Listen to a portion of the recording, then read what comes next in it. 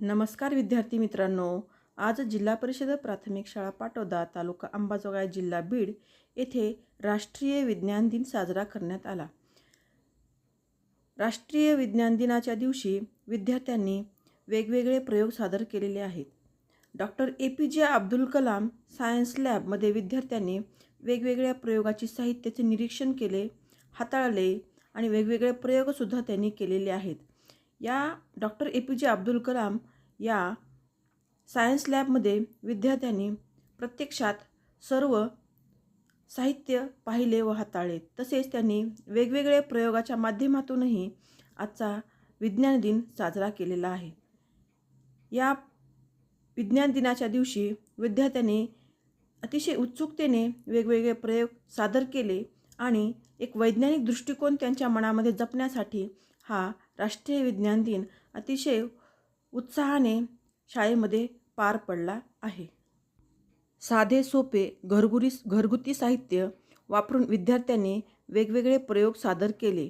यातून विद्यार्थ्यांचा वैज्ञानिक दृष्टिकोन, त्यांची कल्पनाशक्ती आणि तंत्रज्ञानाच्या युगामध्ये विद्यार्थ्यांच्या बुद्धीला चालना देण्यासाठी त्यांनी हे अतिशय सुंदर असे प्रयोग सादर केलेले आहेत। विज्ञानाला दुसऱ्या भाषेमध्ये जादूसुद्धा म्हटले जाते। विद्यार्थ्यांना असे प्रयोग करायला खूप आवडते आणि विद्यार्थी ह्या प्रयोगामध्ये इतके रममाण होतात की त्यांना कसा वेळ गेला हे सुद्धा समजत नाही आणि आनंददायी असं एक प्रयोगाच्या माध्यमातून विद्यार्थ्यांना विज्ञान हा विषय आवडीने शिकवायला मदत होते। अशा पद्धतीने विद्यार्थ्यांनी सुंदर प्रयोग सादर केले, साहित्य हाताळले आणि अतिशय सुंदर पद्धतीने आज जिल्हा परिषद प्राथमिक शाळा पाटोदा येथे हा विज्ञान दिन साजरा करण्यात आला।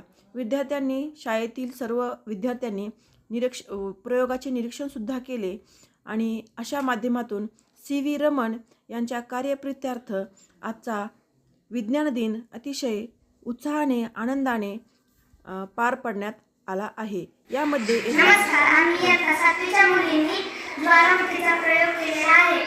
ज्वालामुखी जमिनीतून कसा बाहेर येतो हे प्रयोगाच्या माध्यमातून दाखवणार आहोत। ज्वालामुखीचा उद्रेक असेल, पाणी निवळणे असेल, निर्धोक पाणी असेल, त्याचप्रमाणे ज्वलनासाठी ऑक्सिजनची गरज असते, मातीचे प्रकार असतील, असे वेगवेगळे विविध प्रकारचे प्रयोग विद्यार्थ्यांनी शाळेमध्ये सादर केले आणि त्या प्रयोगाची माहितीसुद्धा विद्यार्थ्यांनी स्वतःच्या शब्दामध्ये सांगितली। यामधून विद्यार्थ्यांची विज्ञानविषयीची आवड, त्यांची तर्कशक्ती, कल्पनाशक्ती आणि जिज्ञासू वृत्ती याच्यातून दिसून आली। धन्यवाद।